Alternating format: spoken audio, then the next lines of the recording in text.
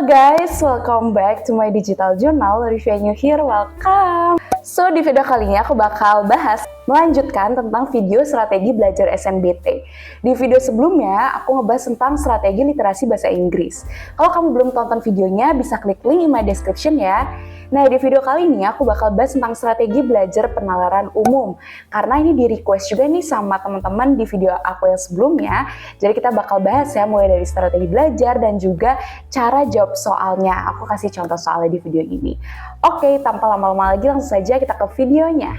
Oke, kita mulai dari penalaran umum itu apa sih? Jadi, kalau penalaran umum adalah gimana sih cara kita tuh menyimpulkan dari informasi-informasi yang tersedia. Nah, cara kita menyimpulkan itu dibagi menjadi 3. Yang pertama, bagaimana kita bisa menyimpulkan dengan cara induktif, secara deduktif, dan juga kuantitatif. Nah, kalau misalnya secara induktif, kita melihat ada yang mengamati nih beberapa contoh-contoh khusus, terus kita harus menyimpulkan secara umum itu seperti apa. Misalnya, kamu melihat nih banyak sekali orang ya, ada orang bernama A, bernama B, dan bernama C, itu memakan sayur. Dan ketika makan sayur, mereka menjadi sehat.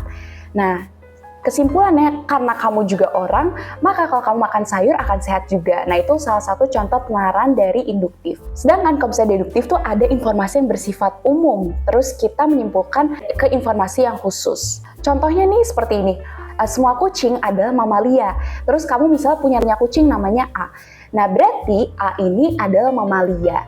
Jadi begitu.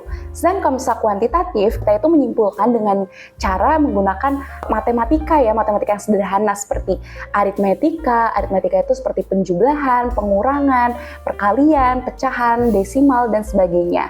Nah, jadi kalau misalnya kita simpulkan penalaran umum, bagaimana kita bisa menyimpulkan suatu hal dari informasi-informasi yang disediakan di soal. Nah, patut diketahui ya kata kuncinya, penalaran umum ini tuh berbeda dengan ranah fakta ya. Kalau misalnya ranah fakta, kita tuh harus udah punya pengetahuannya terlebih dahulu. Misalnya seperti ini, ada suatu premis mayor nih, semua yang terbang di udara adalah burung. Lalu ada pesawat terbang di udara. Berarti kalau misalnya kita simpulkan secara penalaran dari informasi yang ada, pesawat udara adalah burung gitu. Nah, itu benar kalau misalnya kita dalam konteks sedang penalaran umum. Tapi kalau misalnya kita cek secara fakta, itu pesawat kan bukan burung ya, dia adalah pesawat, itu ada kendaraan. Jadi yang perlu di-highlight teman-teman ketika belajar penalaran umum, fokuslah bukan ke ranah fakta ya, tetapi ranah gimana kita bisa menyimpulkan dengan tepat dari informasi yang terbatas atau tersedia di soal. Oke, jadi di sini ada strategi belajar dan menurut aku ini tuh bisa memaksimalkan proses belajar kita dalam penalaran umum. Kita dari yang pertama yaitu adalah pahami konsep dasar. Tadi seperti aku bilang, penalaran umum itu ada 3 materi utama, induktif, deduktif, sama kuantitatif. Nah, apa aja sih materi penting dan materi kunci di masing-masingnya? Untuk induktif, ada 3 hal yang penting nih teman-teman. Ada penalaran dengan cara generalisasi, sebab akibat atau kausalitas, dan yang ketiga analogi. Nah teman-teman, pahami dulu 3 hal ini untuk memahami induktif. Generalisasi itu jadi bagaimana cara kita membuat kesimpulan umum kayak yang aku tadi contoh di sebelumnya. Di yang pertama, sedangkan kalau misalnya kausalitas berarti tipe-tipe induktif yang misalnya jika A maka B. Lalu ada X nih, X ini adalah melakukan A, maka akan terjadi B, itulah kausalitas. Lalu yang ketiga tuh ada analogi. Jadi analogi itu kita mengambil kesimpulan dari 2 hal yang memiliki sifatnya sama. Misalnya nih ya, A ini adalah lulusan dari PTN A. A ini memiliki kinerja yang baik. Lalu ada B yang lulus dari PTN A juga. Berarti si B ini memiliki kinerja yang baik juga. Nah, itu analogi yang sama karena sama-sama memiliki sifat yang sama yaitu dari PTN A. Lalu untuk ke kuantitatif nih teman-teman, yang membedakan itu kalau penalaran kuantitatif itu masih dalam menalar aja ya. Jadi matematika itu masih matematika sederhana seperti misalnya aritmetika, tapi dikontekstualisasikan dalam penalaran kuantitatif. Lalu yang ketiga kalau deduktif, materinya seperti teman-teman harus pahami beberapa pola-pola deduktif itu ada apa aja, rumusnya. Terus yang kedua harus tahu juga silogisme, dan yang ketiga tuh ada cara membuat kesimpulan dengan diagram Venn. Nah, 3 hal ini teman-teman kuasai konsep dasarnya, maka teman-teman akan bisa memahami secara keseluruhan dari induktif, deduktif, dan juga kuantitatif. Lalu yang kedua, setelah teman-teman udah memahami konsep dasar ya, jangan lupa untuk membuat catatan singkat. Nah, membuat catatan itu penting karena teman-teman tahu kata kuncinya dari masing-masing materi tersebut. Sehingga kalau misalnya teman-teman menemukan soal yang kompleks, nanti teman-teman bisa ngeliat lagi ke rangkuman atau catatan teman-teman yang berupa kata kuncinya. Lalu yang berikutnya nih, yang ketiga, ini kesalahan yang sering dilakukan. Kadang kita tuh mau latihan soal tuh mau langsung yang sulit. Nah, saran dari aku, ketika teman-teman telah membuat catatan dari konsep dasar, teman-teman coba di latihan soal secara bertingkat. Maksudnya apa? Jadi teman-teman latihan soal dari tingkat level 1 yang mudah, sedang, lalu yang sulit. Nah, teman-teman, aku membuat study planner SNBT 2025, di mana di study planner ini aku udah mencatatkan list materi, sumber belajar, dan video belajar gratis yang aku cantumkan di planner ini. Selain itu, di planner ini aku juga ada rangkuman materi. Di mana di rangkuman materi ini, khususnya yang penalaran umum, aku telah mencantumkan rangkuman penting dari materi penalaran umum ini.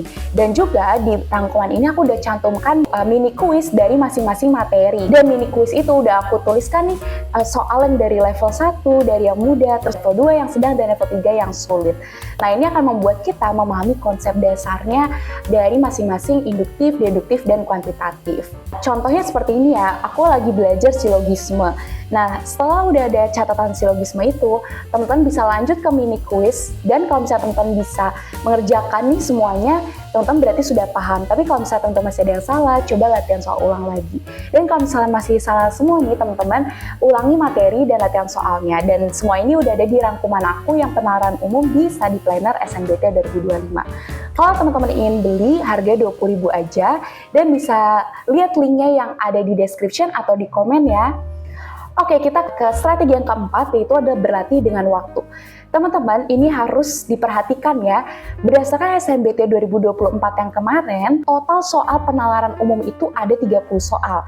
Dan 30 soal itu 30 menit. Berarti teman-teman harus menyelesaikan satu soal itu 1 menit. Dengan demikian, untuk melatih kita terbiasa dengan sistem SNBT, ketika latihan soal itu menggunakan waktu. Dan waktu itu sama, yaitu 30 menit. Ini akan membuat kita terbiasa dengan nanti saat SNBT nanti. Oke, sekarang kita langsung ke cara menjawab soal ya. Di sini aku bakal kasih contoh soal induktif 1, deduktif 1, dan kuantitatif 1. Kita mulai dari yang induktif. Oke, kita lihat dari soal yang pertama ya. Di soal pertama ini ada ACF, BDF, dan CEG, titik-titik. Nah, karena ini induktif, berarti kita harus melihat nih polanya tuh dari yang khusus-khusus ini, apa sih umumnya. Coba kita breakdown dari masing-masing huruf terlebih dahulu ya. Kita dari huruf pertama nih. Huruf pertama itu ada A, terus kedua B, terus ketiga C. Kita lihat ya, polanya berarti dari A ke huruf B itu tambah 1 ya, B ke C tambah 1. Kita bisa memprediksi bahwa huruf berikutnya adalah pasti D. Lalu kita ke yang kedua, huruf yang kedua itu ada C, D, sama E. Kita lihat ini juga polanya adalah 1 ya. Jadi C ke D ke E, berarti santai E ke F. Berarti DF. Coba kita lihat opsinya, apakah udah ada yang DF nih dari A, B, C, D, E? Ternyata kita lihat hanya jawaban yang B doang yang D, F, H. Berarti kita udah bisa menemukan jawabannya adalah B. Oke, setelah kita ke soal yang 2, ini adalah penalaran kuantitatif. Dan di sini aku kasih contohnya tipe soal cerita ya. Jadi di sini ada soal sebuah layanan streaming seperti Netflix mengenakan biaya langganan Rp50.000 untuk 1 bulan pertama dan Rp30.000 untuk setiap bulan berikutnya. Jika seorang pelanggan itu membayar total Rp170.000 untuk layanan streaming, berapa bulan sih langganan yang dia dapatkan? Oke, berarti kalau misalnya kita menemukan soal ini, kita breakdown dulu ya. Biaya langganan per bulan itu 1 bulan. Sedangkan lalu yang kedua ada Rp30.000 untuk setiap bulan berikutnya. Itu yang kita ketahui juga, dan yang diketahui berikutnya itu adalah pelanggan tersebut telah membayar Rp170.000. Nah, berarti karena Rp50.000 itu untuk 1 bulan pertama, berarti kita kurangi dulu aja. Rp170.000 dikurangi Rp50.000. Sisa Rp120.000. Nah, karena untuk bulan berikutnya adalah Rp30.000 per bulannya, tinggal Rp120.000 dibagi Rp30.000, yaitu sama dengan 4 bulan. Nah, tadi karena udah bayar Rp50.000 untuk 1 bulan pertama, berarti 4 bulan tambah 1 bulan, yaitu 5 bulan. Jadi orang tersebut Rp170.000 untuk membayar 5 bulan. Oke, kita ke soal yang diagram Venn, caranya gimana? Kita mulai dari soal ini. Semua pelukis impresionis adalah seniman. Semua seniman yang terkenal di galeri besar adalah pelukis impresionis. Berarti kesimpulan yang tepat apa sih? Nah, kalau gini kita gambarkan diagram Venn-nya terlebih dahulu. Berarti ada diagram yang paling besar itu adalah seniman ya. Dan di dalam seniman ini itu ada pelukis impresionis. Ya, karena dia itu semua pelukis impresionis ada seniman. Terus ada lagi nih informasi berikutnya yang ketiga, semua seniman yang terkenal di galeri besar ada pelukis impresionis. Berarti dia ditaruh lagi lingkarannya di dalam pelukis impresionis, yaitu seniman terkenal di galeri besar, karena semuanya adalah pelukis impresionis.